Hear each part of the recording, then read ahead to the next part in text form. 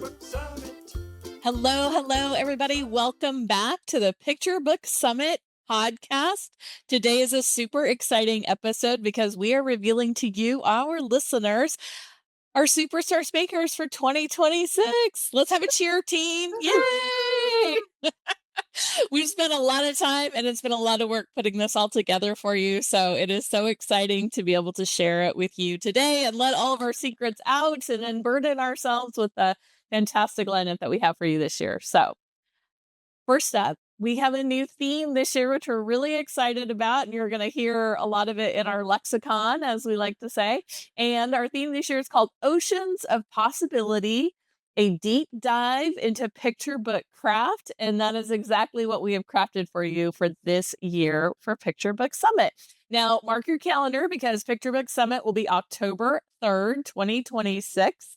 If you happen to be listening to this after that date, just know we're usually the first or second weekend in October, and always check the website for the newest event. But this year, registration is open. Early bird registration is open right now, and you can get $100 off your ticket for a limited time through the end of August, through August 26th, 27th, somewhere around in there. And you can go to picturebooksummit.com to get all those details. But right now, we're going to give you superstar speakers. And first up, Emma, who is opening our conference this year? All right, Kelly. Well, our big superstar speaker opener this year is going to be the New York Times bestselling multi-award-winning author, Derrick Barnes. And Derrick, of course, is the author of Crown, An Ode to the Fresh Cut, and I Am Every Good Thing, and The King of Kindergarten, and The Queen of Kindergarten, and I Got You, and just so many wonderful picture books. And he's won so many awards, and he is such an extraordinary individual and such a talented writer. And I am so excited to hear from him. His books are so joyful. And one of the things I love is they're so uplifting, and he's actually, so many of them are in second person, and he's talking directly to the reader and giving them those affirmations and building them up. It's such a personal journey when you read his books. Katie, Julie, what are you thinking of this? Oh, I mean, I've been a huge fan ever since Crown it felt like it burst onto the scene, although I'm sure Derrick would argue otherwise. Well, he had written 8. It was his first picture book, but he had written 8 books before Crown. Okay. Yeah. And both the words and the art for that and I Am Every Good Thing work so beautifully together. Like Kelly, you said the joy. Mhm. And I don't have the book right in front of me, but in I Am Every Good Thing, there is an image of a boy playing the trumpet or the trombone, and he's standing by his mother, and his cheeks are puffed both from blowing into the instrument, but also because you can tell he's smiling. And that is one of those images that I literally carry in my heart. You know, my son, who is now grown, played the euphonium of all things. Wow. And just the art and his words and the way, yes, thank you. Nope, that's not it. That's love that. That's adorable. But I mean, talk about right. joy. Yeah. And so that is what comes across, is the joy. And as a parent reading them, you just want to hug your kids after you've read them. That's how they make you feel. I interviewed Derrick recently, and he talked about that as being his niche. He said, when I was first starting out, he was working in the library community, and he said he kept finding, he has 4 sons, and he said, I kept finding that all the African American books for kids were, about the Civil War, or were characters living in the projects. There were just so many darker themes, and what I wanted for my boys was something that really celebrated joy. And so he said, all my characters have their faces turned to the sun, which is just such a beautiful image, I think. Well, and he is quite the poetic writer. He is. He's very lyrical. Absolutely. And Emma, that interview you're talking about is going to be a future podcast episode. So look for that on the Picture Book Summit podcast. And just, I want to read you real quick his presentation description for our summit day. And it's called From Crowns to Kings, How I Navigate My Own Authentic Lane in a Genre with So Many Beautiful Voices. And it says here his description: when Derrick penned his first picture book, he was on the verge of stepping away from his dream of becoming a successful children's book author. Even though he had published 8 books in other formats, he struggled to find his voice in a crowded sea of talented writers. At Picture Book Summit, he'll share how authenticity unlocks the treasure chest to writing for young readers and is the key to finding your unique gifts as a person and a writer. Can you imagine if he had stepped away? Oh, perish the Oh. thought. He's just, and he's such a lovely human being. He's so warm and inspiring. And we're so lucky to have him. We are. That is fantastic. I can't wait. So again, October 3rd is when he will be with us live. And so our midday keynote, and Julie, for that announcement, I'm going to throw it to you. Thank you. I am so thrilled to announce that our middle of the day speaker will be none other than Deborah Underwood. I have completely lost track of how many books she has published over the years. These are 2 of her most recent, Tiny Garden. If you have not read this book, I feel like this should be mandatory reading for everybody right now. It's so simple and so beautiful. And if you're not watching on YouTube, the cover has this little boy sitting in front of this little patch of flowers with a dog looking over his shoulder and this bright sun behind them. And I like Emma said, she talked to Derrick. I had a conversation with Deborah that we will be airing as a future podcast. And one of the things we talked about was how close this book is to her heart. And then The Man Who Didn't Like Animals. This is one that I wish I had written. It won the Golden Kite for picture book text last year. And it's basically the Old MacDonald origin story. And I have many more, but I'm going to pull this one out, which is another one of my favorites. Outside In. Cindy Derby is the illustrator, and she won a Caldecott honor for this book. And it came out in and around the pandemic and was so poignant about how important nature is for our well-being. But one of the things I'm just going to hold this up just so you can see the range. Here's Monster and Mouse Go Camping. One of the reasons I'm really excited to hear from Deborah is she has such a wide range of skill when it comes to picture book writing. She can do lyrical, she can do concept books, she can do rhyming, she can do humor and character driven, the whole 9 yards, as it were. And so I think, Kelly, I'll let you read her description because I think it's very apropos to the kind of creator she is. Yeah, and also a lot of people know her from the Quiet Book and those holiday cat books, like Here Comes Here Easter Comes Easter Cat. Cat. Yeah, Here Comes Valentine's Cat. And the Panda Problem. That's And one the of my Panda favorites. Problem, which, And we've used a Ogilvy. lot. And Ogilvy Ogilvy. is a big one. Yeah. Okay, so Deborah is bringing to us at Picture Book Summit free diving, following your ideas below the surface. A picture book writer descends deep into sometimes murky water, then, with luck, brings back a pearl, something that will resonate strongly with kids and often with adults too. She'll talk about using curiosity and emotion to dive for ideas and to figure out what form those ideas want to take. She'll also discuss polishing your story to give it the best chance of connecting with readers. And I have a feeling she'll be able to give us some Right. great advice. I'm really looking forward to this one. I like the fact that she said connect to readers at the end of that sentence instead of sell your book to get, I feel like that says a lot about her, I'm that also super intrigued by what form your ideas want to take. She's Right. personifying her ideas there. And I'm so intrigued by that, that an idea has its own kind of destiny. And then we follow that as picture book writers. So I'm super excited to hear. yeah.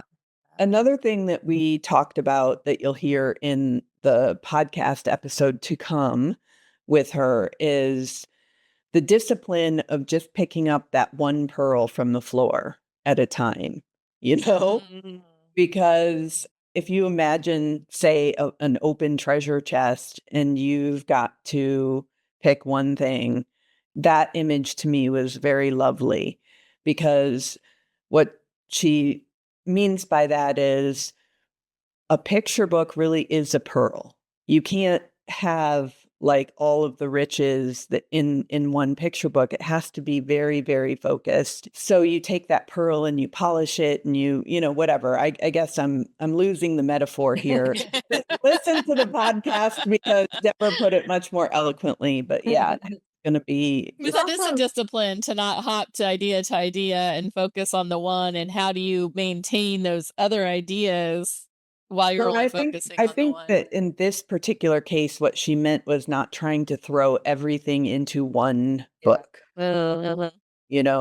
which is, I think, something that we all struggle with, right? How many times do you finish a book, finish a draft, and you're like, okay, I don't know what's going on here. I don't know what this book about. You're trying to cram everything in. And I think that is the piece that can be very challenging, is to trust that you're going to pick one thing that is the most important thing and really drive that in the book. Yet she manages to do that and be incredibly diverse in her output at the same time. Exactly.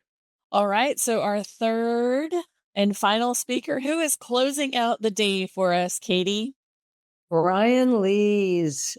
And I've known Brian. I know you're especially excited about this one, Katie. Yes, I really am. He's an amazing man. He's an amazing talent. He's also a really sweet and kind man. And I've known him for 20 years. And and he's always been just so, nice to see in person and just on a personal basis. But to watch his rocket soar, because he now is a Caldecott Honoree with the Rough Patch, which is a book that every single time I read it, I kid you not, I get a lump the size of a rock in my throat.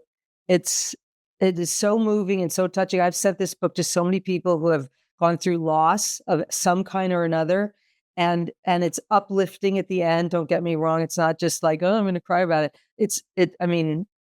It's truly moving, and it's so beautifully drawn and so beautifully written. And it is things in it that I've never seen in any other picture book. So he goes deep on whatever he is focused on. Catnap is an example of this also. Talk about going deep. This book. Catnap is incredible. Oh, unbelievable. This book, you guys. Yeah, this book is about this cat. And I just interviewed him for another podcast episode. And he talks about this book.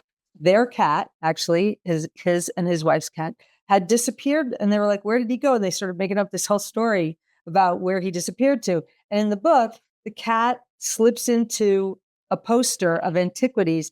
And everywhere he appears like that art. And Brian did his research, went to the museums, and I mean, he's already so talented and knowledgeable, but he went and he recreated the cat in each of the pieces of art going after this mouse. And he keeps going. And I want to show you he carved wood, he did pen and ink, he made clay sculptures. I mean, it's insane. And I didn't ask him how long it took, but this is a famous sculpture, and he made the cat to look like the sculpture. And there's a video on YouTube that you can find, and he did stained glass and the whole thing. And at the end, he talks about making the art in Catnap. And this is what I call going deep. I mean, What it is he commits. he is the antidote to AI. Oh my God. The Oh, absolute antidote that we need. He is the epitome of humanity and creation, really. He's just so delightful, and everybody's going to have so much fun listening to him. It's going to be a really wonderful end of the day. Well, let me share his description really quick, just so everybody knows what he's bringing to Picture Book Summit this year. His presentation is Reel Them In, using all the lures in your tackle box to engage readers. New York Times bestselling author, illustrator, and Caldecott Honoree Brian Lees discusses things he's learned over 30 years in the kidlit world. He'll share how to hone your individual style, the power of adding unique details into your stories, all while not getting beached on ever-shifting career sands and not getting sucked in by shiny whirlpools. Like that lexicon, people? Yeah. Shiny things. Yeah. I love the beached on ever shifting sands, because I bet you a lot of us feel pretty beached right now. And after 30 years in the industry, I would imagine he's seen his share of shifting sands. So. Right. Just recently, Julie, you shared with us a quote from somebody who had seen him present somewhere and said it was the most astonishing presentation they'd ever seen. And anytime he's ever presenting anywhere, they want to be there because they were so blown away. So now I'm more excited. That was Sherry Dusky Rinker of Good Night construction site fame. And the things that she said was that she'd seen hundreds of talks over the years. And so now I'm bursting at the seams. I know, right? Me too. Can't wait. Can't wait. Yeah. Just talking now a little bit for the podcast was exciting. And I kept thinking, holy moly, what's this? How are we going to wait until October? I know. One thing, since you mentioned that, Katie, I know we say this in bits and pieces in places, but we know months and months, sometimes even a full year ahead of time, who our speakers are going to be for Picture Book Summit. And it is so hard to hold that information in until we do these reveals. And so if it seems to you like we're a little bit giddy, it's because we are. We're a little bit giddy. Because we're a little bit giddy, because we've been sitting on these secrets for months, and it's always so exciting when we can it's like Christmas Day when you've given somebody, when you're getting somebody the perfect gift, and then you finally get to I get to give it to you, and then you get to open it and you get to see how excited they are about it. That's how we feel when we get to reveal these lineups to you. Yeah. So, and this is our 12th Picture Book Summit this year. Years. Oof. I mean, when I think about anyone who was born the year we did it, they're 12 years old now. That's a whole different picture book audience than when we started. Right. That's kind of frightening, but in a good way, I guess. Well, all right. So in our next episode, we're going to talk more. We're going to dive a little deeper into our workshop. So join us for that next week. And of course, we want you to join us for Picture Book Summit 2026. Again, that will be October 3rd. And we have early bird registration going on now, where you get $100 off through August 27th. And please join us. Go to picturebooksummit.com to buy your tickets. We'll see you soon. Bye. Bye. Bye.